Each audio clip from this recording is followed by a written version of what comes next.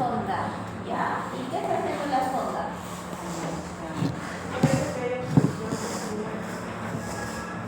Obstrucción no. Ya, cuando hay obstrucción uretral en gato, se utiliza una sonda especial que es la TOPA. No se utilizan estas. Esta es muy gruesa para la uretra del gato. ¿Dónde crees que tendrá?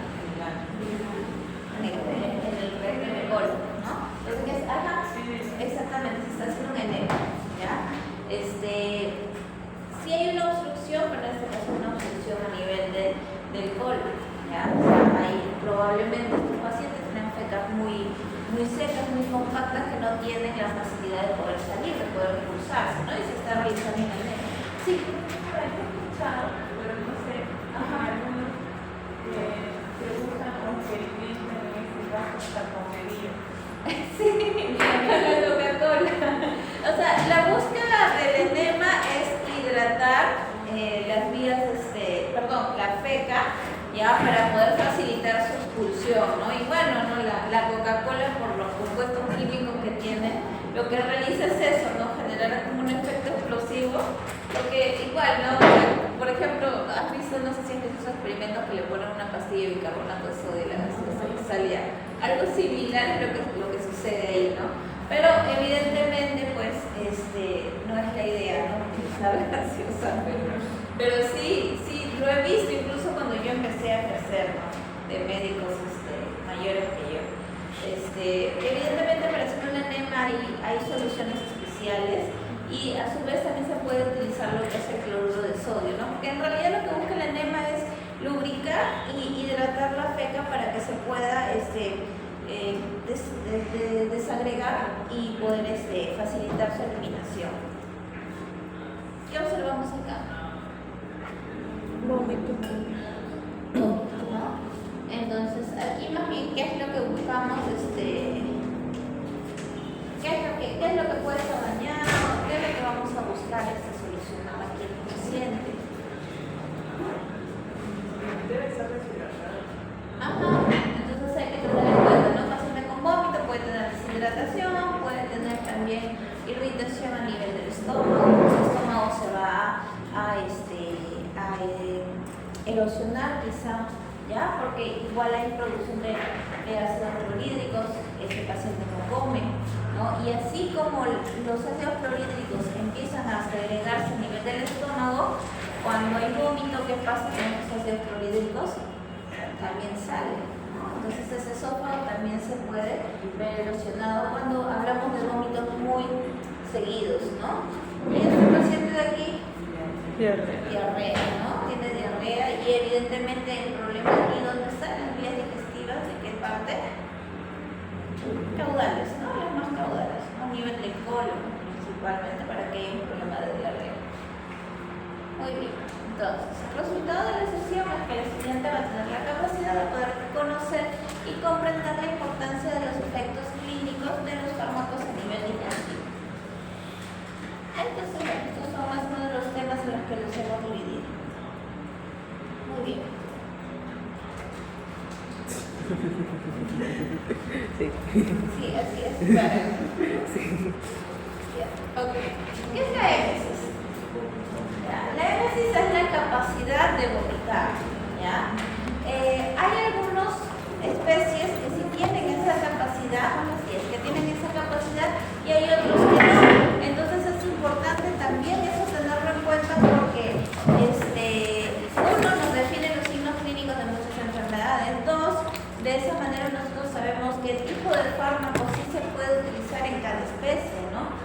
En el caso, por ejemplo, de los mamíferos, los homínidos, caninos, ¿no? Los cerdos, reptiles, tienen esa capacidad del vómito, ¿no?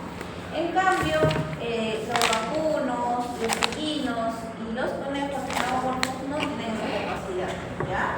Entonces, tener en cuenta que más bien estos pacientes tienen mayor propensidad a que se lentezca el pasaje digestivo, ¿no? Cuando hay alguna desbalance dentro de la producción bacteriana y puede generar una atonía de la víscera, son pacientes que tienden a sufrir mucho de cólicos. Entonces, más bien en estos pacientes el uso de los procinéticos es muy importante, ¿ya? ¿Qué es la émesis, no? Es un reflejo protector complejo que lo que busca es vaciar la porción anterior del tracto digestivo, ¿no? Así como vimos la semana pasada el tracto respiratorio, que tiene sus mecanismos para, eliminar cualquier agente externo que ingresa, lo mismo sucede a nivel digestivo, ¿no? Cuando el cuerpo siente que hay algún producto que no puede ser digerible, que es irritante, que está generando algún tipo de cambio dentro de la homeostasis del paciente, el paciente busca generarse la émesis, ya sea de manera voluntaria o ya sea incluso de manera inducida, ¿no? Porque el caso es incluso que nosotros podemos inducir el vómito para mejorar alguna situación. Por ejemplo, en pacientes que están recientemente intoxicados, ¿no? Si nosotros sabemos que el paciente comió algún tóxico y ha sido dentro de los primeros 20 minutos, podemos inducir al vómito para evitar que esto se absorba y genere los signos de toxicidad. Entonces, el mecanismo del vómito, ¿ya? Se va a dar a nivel del centro del vómito cuando hablamos que los mecanismos del vómito se van a dar a nivel central, no se activan a nivel central. Por ejemplo, la zona quimioreceptiva desencadenante lo van a realizar los receptores dopaminérgicos, muscarínicos 1, histaminérgicos, alfa 2 y serotinérgicos, ¿ya? Básicamente se van a empezar a estimular cuando hay presencia de toxinas urémicas, hepatotoxinas, endotoxinas, ¿ya?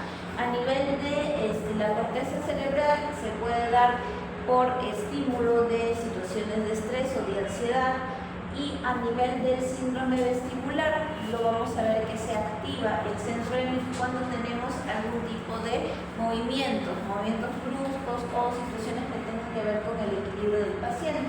Aquí se va a estimular los receptores muscarínicos 1 y histamínicos, ¿ya? Y bueno, en el centro del vómito vamos a encontrar principalmente los receptores serotinérgicos, los alfa 2 y los NK1, ¿ya?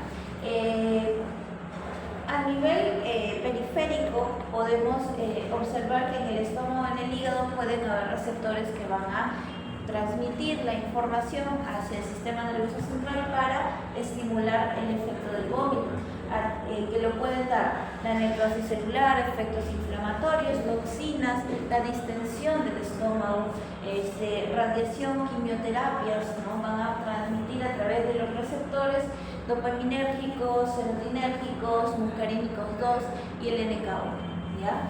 Ellos van a estimular y van a generar el gatillo del vómito.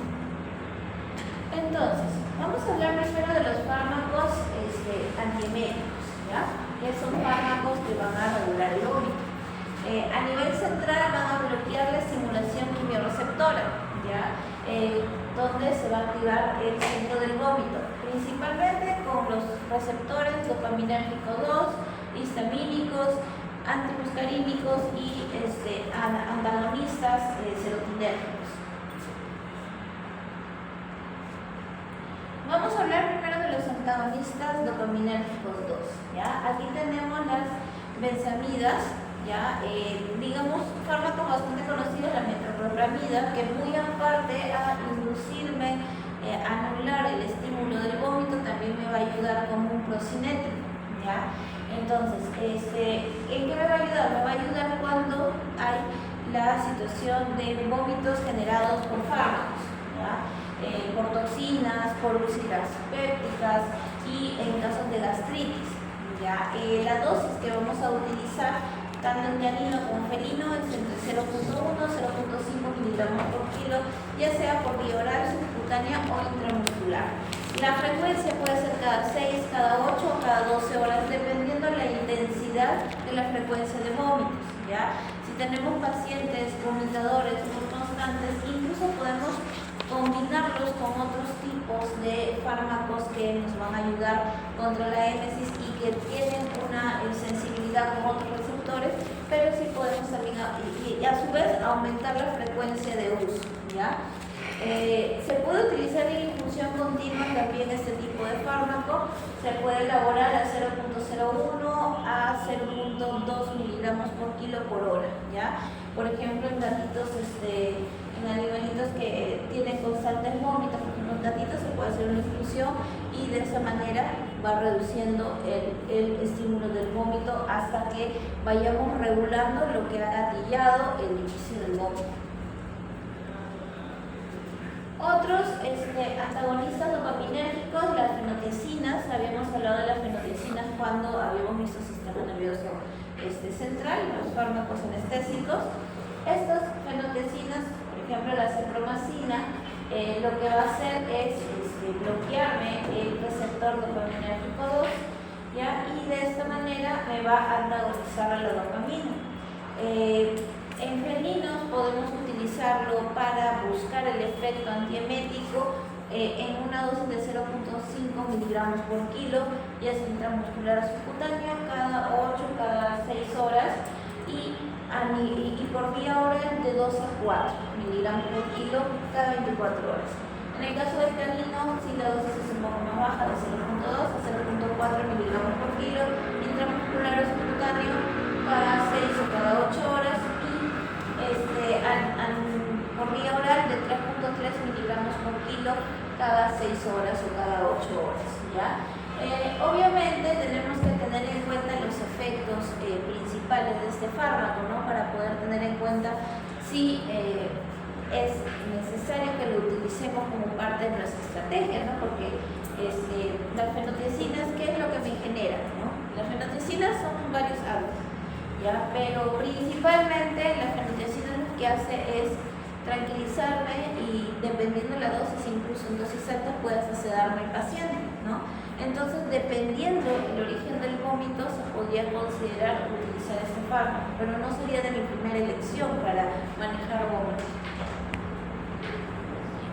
Otro, por ejemplo, también es la bumetanol, ¿ya? Que es un antidopaminérgico, también utilizado más en anestésicos. En este caso tenemos el droperidol o aloperidol, ya como principio activos. Luego tenemos los antihistamínicos, los H1, ¿no? Estos, como se encuentran más a nivel central, me van a manejar el vómito en situaciones cinéticas, ¿no? Por ejemplo, en pacientes que tienen problemas a nivel vestibular o, por ejemplo, los típicos pacientitos que siempre tienden a vomitar cuando los trasladas, ¿no?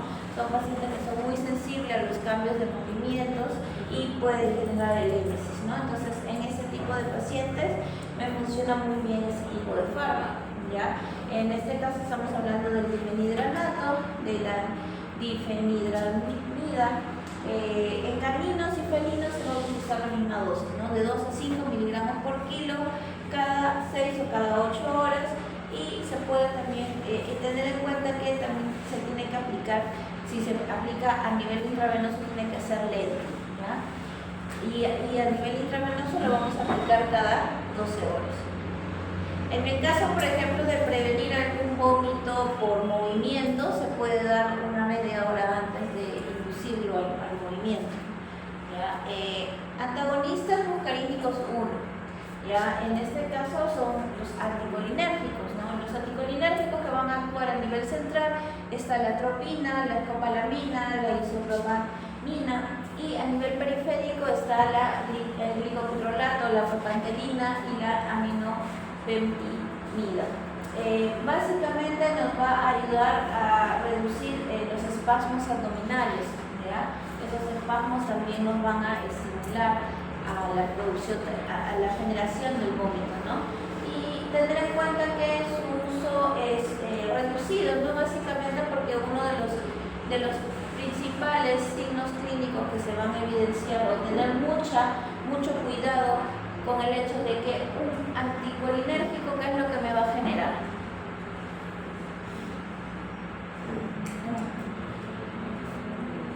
Los receptores muscarínicos, cuando son estimulados, ¿qué me generan? El aletargo del paciente. Si yo bloqueo ese receptor con un anticolinérgico, ya no se van a presentar los signos muscarínicos. ¿Qué va a pasar con ese paciente? Si yo bloqueo el receptor que me lo aletarga, ¿qué va a pasar con el paciente? Se va a activar. Entonces, ¿cuál es uno de los signos clínicos que podemos ver cuando utilizamos un anticolinérgico? Taquicardia. Entonces, en pacientes taquicárdicos, evidentemente, no es recomendable utilizarlo. Entonces, tener en cuenta que tiene muchas restricciones, ¿no? Incluso la dosis, cuando nosotros aplicamos escopolamina, ya que viene combinado dentro de lo que es la dipirona o el metamizol, el conocido Talvet, es una combinación de metamizol sódico con la escopolamina. También viene una dosis bien reducida, ¿no? Para evitar el efecto taquicárdico, pero igual podría estar con un efecto secundario, porque básicamente lo que busca es reducir el espasmo que hay a nivel del estómago, producto de, en este caso, el desequilibrio bacteriano del propio proceso, ¿no? Inflamatorio que hay a nivel digestivo. ¿Ya? La propandalina, por ejemplo, se utiliza mucho como un antiespasmódico también a nivel más que nada de la red vegetal, ¿no? Eso incluso lo vimos la semana pasada. Ya. Los antagonistas serotinérgicos, ¿no? Me van a reducir los estímulos del vómito, sobre todo. ¿Se acuerdan que habíamos hablado que los receptores serotinérgicos estaban a nivel periférico? Entonces me van a ayudar mucho para aquellos vómitos que se han generado por el uso de quimioterapéuticos, ¿ya? Y también por el uso de algunos fármacos anestésicos. ¿Ya? En este caso tenemos el ondansetron y el granisetron, ¿no? El dolasetron también. Ondansetron es el que quizás más utilizamos en el mercado.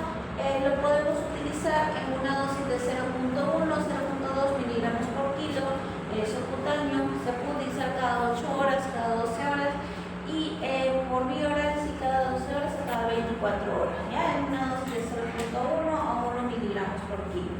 También se puede utilizar en infusión continua a 0.5 miligramos por kilo por hora, y teniendo en cuenta que vamos a aplicar un bolo de inicio de 0.5 miligramos por kilo. ¿Ya? Cuando aplicamos infusiones continuas, lo que se hace es aplicar un bolo de inicio y luego se mantiene la velocidad que se debería utilizar el fármaco. ¿Ya? Por ejemplo, ¿no? Pacientes que llevan un tratamiento de quimioterapia y empiezan a tener émesis, y de repente durante la administración del fármaco se puede administrar por infusión continua para que reduzca ese efecto, ¿no? Que se estimula a través de los químicos de la quimioterapia. Antagonistas de receptores neurocitlinas. Bloquea la acción de la sustancia P a nivel del centro emético, ¿no? En este caso estamos hablando del citrato de maropitán, ¿ya? Que es un fármaco que en la actualidad nos da un muy buen margen, no solamente como antiemético, sino también como analgésico visceral, ¿ya? Es un fármaco que se puede utilizar una vez al día, y como vemos aquí, lo que hace es a nivel del centro del vómito, donde tenemos el receptor dopaminérgico, el receptor serotinérgico, tenemos los receptores NK, y en este caso la sustancia P se va a ver bloqueada y no va a estimular el reflejo del vómito. En cuestión de dosis se aplica 1 miligramo por kilo, ya sea subcutáneo o intravenoso. ¿Ya? Bueno, el Cerenia es bastante utilizado en clínica, ¿ya? Pero sí es costosito, ¿no? El fármaco, pero sí lo utilizamos bastante. Ya, entonces, eficacia, hay reportes que indican, ¿ya?, que la eficacia del uso del maropitán para reducir los vómitos cuando hay pacientes que están siendo tratados con quimioterapéuticos, ¿no? En este caso, pacientes que han sido sometidos al tratamiento por cisplatino han reducido mucho el margen del vómito utilizando el maropitán, ¿no? Entonces incluso podemos observar que nos sirve mucho a ese nivel también. La eficacia, y este reporte de aquí, por ejemplo, me indica el efecto también pues, favorable que tiene cuando se utilizó hidromorfona en estos pacientes, ¿no? Hidromorfona es un opioide también utilizado en procesos anestésicos. Entonces también, ¿no? A nivel periférico me ayuda a controlar este tipo de signos clínicos. Ahora, hay una indicación con referente al maropitán. El maropitán debe preservarse en refrigeración, principalmente por el efecto que tiene de dolor a la hora de inyectarlo, ¿no? Se ha comprobado también con este estudio que cuando tenemos el maropitán a menos grados, ya genera menos dolor que cuando tenemos el maropitán a temperatura ambiente, ¿ya? Entonces eso también es importante con el manejo de nuestros pacientes, ¿no? Incluso este estudio es bastante gracioso porque se hizo en pacientes vigues, ¿no? Bueno, ya conocemos las características de los pacientes vigues, ¿no? Principalmente el dolor se da por eso, ¿no? Por la sulfadietil-éter beta-ciclodextrina, ¿no? Es el que de los fármacos el que está generando esa sensación, ¿no? Por su composición, ¿no? Y ese es el que comparaba, ¿no? Luego de la aplicación a nivel subcutáneo, ¿ya? Maropitán en diferentes grados, pacientes vivos. Bueno, ahora hablemos de los fármacos que me van a producir la émesis, ¿no? Como les decía, ¿no? Hay situaciones en las cuales nosotros requerimos inducir el vómito, ¿no? Necesitamos inducir el vómito, por ejemplo, en casos de intoxicación, en casos quizás de que busquemos algún vaciamiento gástrico cuando hay alguna situación de impactación o de acúmulo de alimento, ¿no? Y empieza a generar un bólvulo, ¿no? También podría ayudar. Básicamente va a funcionar estos fármacos a nivel periférico, ¿no? Por ejemplo, tenemos el peróxido de hidrógeno, más conocido como el agua oxigenada, y incluso, ¿no? De manera empírica, a veces muchos propietarios saben del uso del efecto, ¿no? Vomitivo que genera el agua oxigenada al ingerirlo, y muchas veces cuando tienen a su paciente intoxicado se lo dan. Pero hay que tener mucho cuidado, ¿no? Porque a la hora de suministrarlo genera espuma, ¿no? Incluso ustedes pueden ver, ¿no? A veces aplicándolo en algunas superficies empieza a generar espuma. Entonces eso en animales con vías, con estructuras anatómicas muy angostas como los gatos, esa espuma puede llegar a generar una aspiración y terminan generándose lo que es una aspiración, una neumonía por falsa aspiración. Entonces tener cuidado con ello, ¿ya? En este caso, lo ideal para poder suministrar el agua oxigenada sería a través de algún tubo esofágico, ¿ya? Para poder suministrarlo directamente a las vías digestivas, no por vía oral, porque evidentemente se genera toda esa acumulación de espuma y puede generar aspiración, ¿ya? La dosis que se utiliza es de 5 a 10 mililitros por vía oral. Otro es el cloruro de sodio saturado, o sea, cloruro de sodio a altas dosis, ¿no? Y hemos tenido experiencias noticiosas al respecto. Y sí, uno de los efectos cuando se aplica este fármaco o se suministra este fármaco es el vómito, ¿no? Pero lo malo de esta situación es que me empieza a generar una irritación gástrica bastante marcada, ¿no? Otro fármaco que se puede utilizar a nivel periférico es el jarabe de ipecacuanha.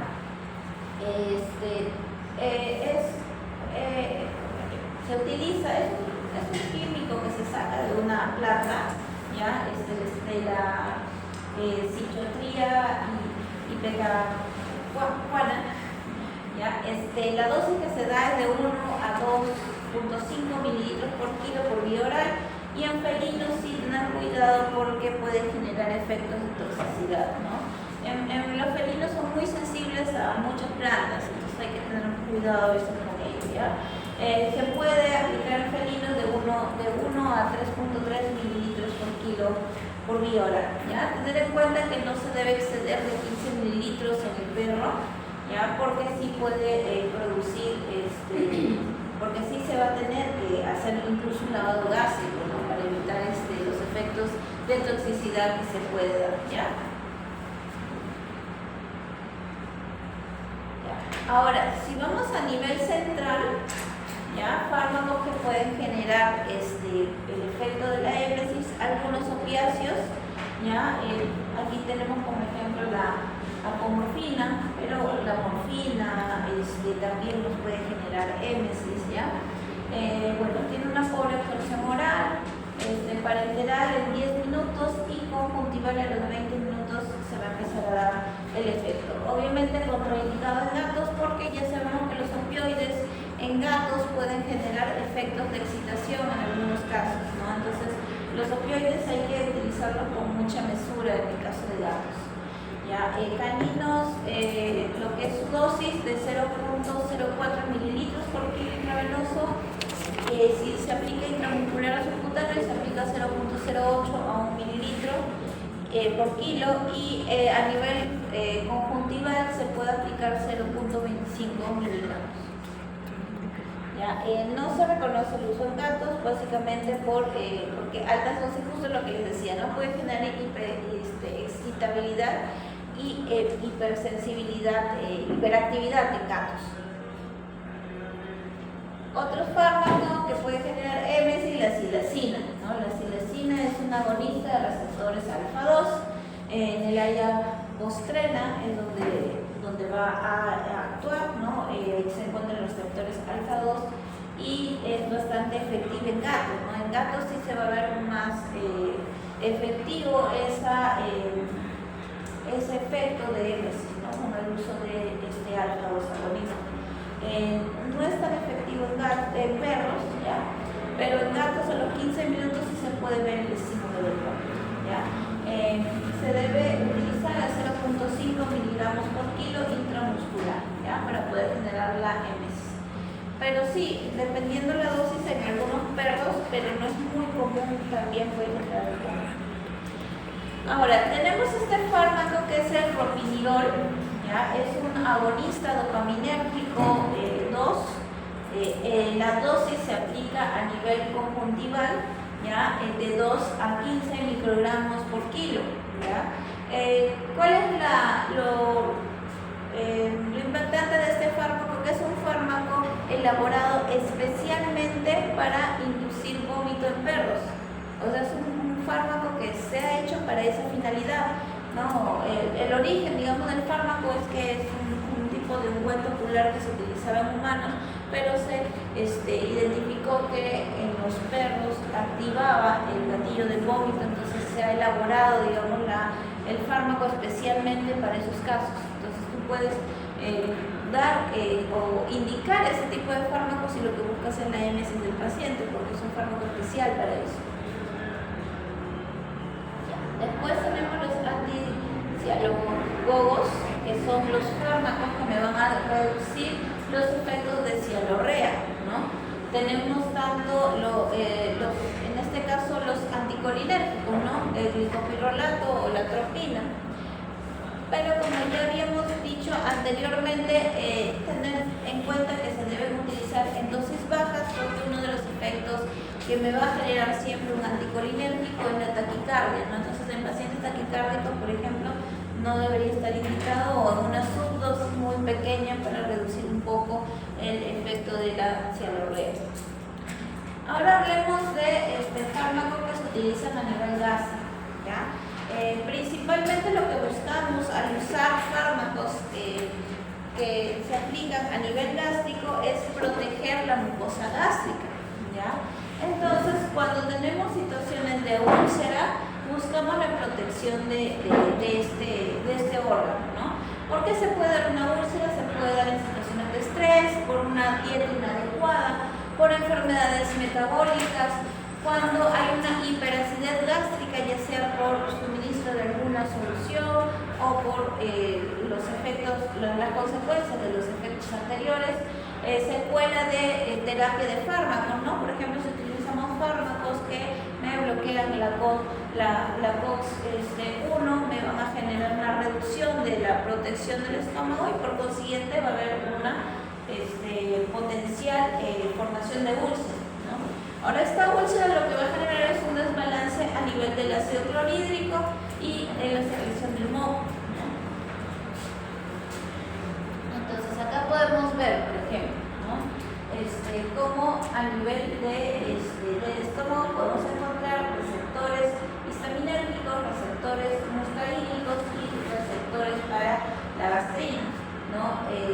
Principalmente el origen de la úlcera, como sabemos, es que se reduce la cantidad del moco protector, así como también puede haber un desbalance dentro del ácido clorhídrico y hay mayor acidez, ¿no? De esta manera se ve desprotegida la mucosa gástrica y empieza a generarse la erosión. Entonces también vamos a ver que probablemente vaya a haber una alteración dentro de la bomba, de las bombas de protones, ¿no? Y lo que vendría a ser el intercambio, ¿no? Dentro de lo que sería la bomba ATPase, ¿no? Entonces no me va a permitir la salida de hidrógeno y de esta manera se va a empezar a alterar el ácido clorhídrico, ¿no? La formación del ácido clorhídrico externamente. Bueno, uno de los fármacos que podemos utilizar en la presencia de úlceras, por ejemplo, son los antiácidos, ¿no? Porque evidentemente los ácidos que hay a nivel del estómago son los que van a generar la erosión de la mucosa gástrica. Las sales de cationes, por ejemplo, monovalentes de sodio, bivalentes de magnesio, calcio, trivalentes de aluminio, ¿no? Nos pueden ayudar mucho para reducir o neutralizar esta acidez que hay a nivel gástrico, ¿no? Entonces, por ejemplo, ¿no? El bicarbonato de sodio va a ingresar y se va a dividir, ¿no? Al ingresar el hidrógeno, al estar libre de hidrógeno en la mucosa del estómago, se va a unir al carbonato y a su vez se van a separar en molécula de agua y en molécula de dióxido de carbono, mientras que aquí ya dejaron libre al sodio, y ese sodio a nivel del duodeno va a unirse con restos de carbonato que pueden haber ahí, y de esta manera se unen nuevamente, se vuelven en bicarbonato de sodio y se van a absorber nuevamente. Y de esa manera van equilibrando el pH en el estómago y su acidez, ¿no? Aquí, por ejemplo, lo podemos usar en pacientes con acidosis, ¿no? ¿Cuál es el mecanismo de la acidosis, ¿no? En el caso de los bovinos, ¿no? Vamos a observar que va a haber una alta fermentación de los carbohidratos, y esto va a generar que aumenten las bacterias utilizadoras del almidón y que va a generar dos consecuencias, ¿no? Que las bacterias productoras de ácido láctico van a producir más ácido láctico, y esto a su vez más bacterias que utilicen el ácido láctico más, y también a su vez lo que van a hacer las bacterias utilizadoras de almidón es aumentar la producción de los ácidos grasos volátiles, ¿no? Todo esto va a conllevar a que haya una reducción del pH a nivel gástrico, que puede haber una reducción a nivel de 0,5 o incluso depresiones mayores que pueden ser menores de 5 en pH, y eso ya me conllevaría a una acidosis aguda, o sea, ya a una acidosis clínica, ¿no? Y como es toda una cadena, sigue produciendo más ácido láctico y se va volviendo más ácido el medio, ¿no? Va a haber una mayor producción de las bacterias productoras de ácido láctico, y se va a reducir la producción de las bacterias utilizadoras de ácido láctico, ¿no? Entonces, Ahora, ¿qué es lo que buscaría, ¿no? El equilibrar a nivel del estómago es los muscarínicos se van a antagonizar, así como también antagonizar los histamínicos, y de esta manera también buscamos inhibir la bomba de protones de intercambio de potasio e hidrógeno, ¿no? Para de esta manera reducir la producción de ácido clorhídrico, ¿no? Porque al no haber hidrógeno fuera, el ácido clorhídrico no se va a formar. ¿Ya? Entonces, tratamiento para las úlceras gástricas.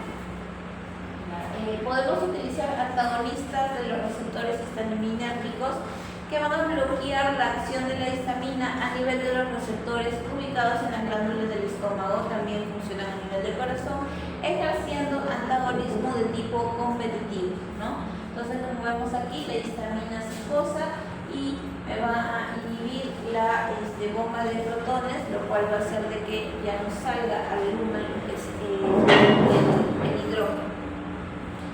Tratamientos de úlceras y control de la acidez. Por ejemplo, aquí tenemos lo que es la ranitidina. La ranitidina la podemos utilizar tanto en caninos como felinos en una dosis de 0.5 a 2 miligramos por kilo, ya sea por vía oral, intravenosa, intramuscular o subcutánea. ¿Ya? Se puede aplicar cada 8, cada 12 horas dependiendo de la necesidad del paciente. ¿Ya? Tener en cuenta que cuando se aplica la ranitidina por vía intravenosa tiene que aplicarse lento, ¿ya? Cuando se aplica rápido a veces puede inducir lo que es el vómito también. ¿Ya? Entonces, también tenemos los inhibidores de la bomba de protones, ¿no?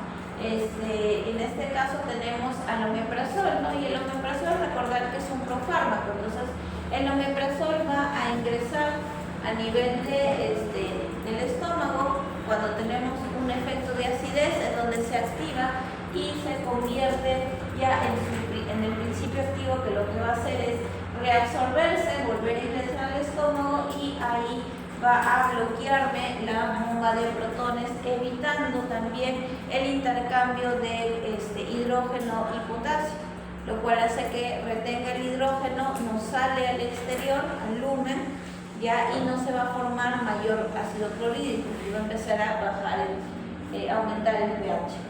¿Ya? Entonces la activación, como les decía, se hace en un ambiente ácido y esto va a acumular en los canículos de las células parietales, ¿ya? Y se vuelve su forma activa. Su forma activa es la sulfenamida, ¿ya? Y se va a unir al grupo sulfhídrico de la bomba de sodio de protones para inactivarlo.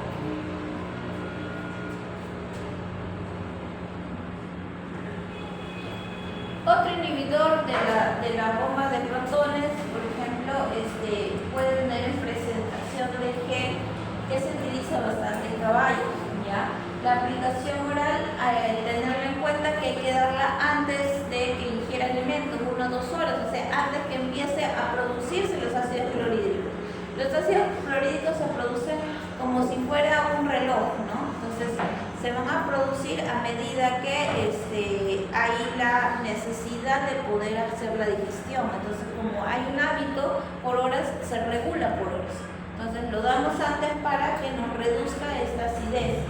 En ayunas, solo el 10% de las bombas de protones están en funcionamiento, ¿ya? Por eso tener en cuenta que se puede ayudar desde ahí. Concentración sérica coincide con la actividad máxima de las bombas. Entonces, bueno, aquí podemos ver, por ejemplo, cómo este de aquí es un tejido normal. Acá podemos ver cómo aquí hay una erosión. Esto es a través de una endoscopía, ¿ya? Entonces podemos ver la erosión y erosiones más severas que serán como con ciertas secreciones medio amarillentas, como unas placas. Y aquí ya tenemos una úlcera propiamente dicho, ¿no? Que se ve justo la erosión, el foramen bastante metido, ¿no? Bueno, aquí justo lo que les estaba explicando podemos ver en el gráfico, ¿no? Aquí básicamente donde va a haber un bloqueo a nivel de la bomba de protones. El sucralfato. El sucralfato es una sacarosa y un sulfato de aluminio, ¿ya? ¿Se acuerdan que habíamos hablado que el aluminio me va a regular las sales? ¿Ya?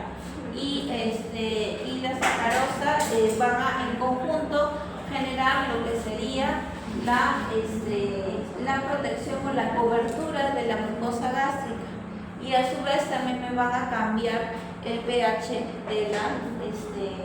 de las vías digestivas. ¿Ya? Otro protector de la mucosa gástrica son las sales de bismuto. Las sales de bismuto se van a aplicar o se van a activar cuando hay un pH ácido. ¿Ya? Se van a formar quelates, aminoácidos y proteolíticos, lo cual va a también cubrir la úlcera y generar un efecto citoprotector. ¿Ya? La dosis que se utiliza en estos pacientes es de 0.25 a 2 mililitros por kilo por vía oral. La frecuencia de aplicación puede ser cada 4, cada 6 horas, ¿no? Para poder producir ese efecto protector. ¿Ya?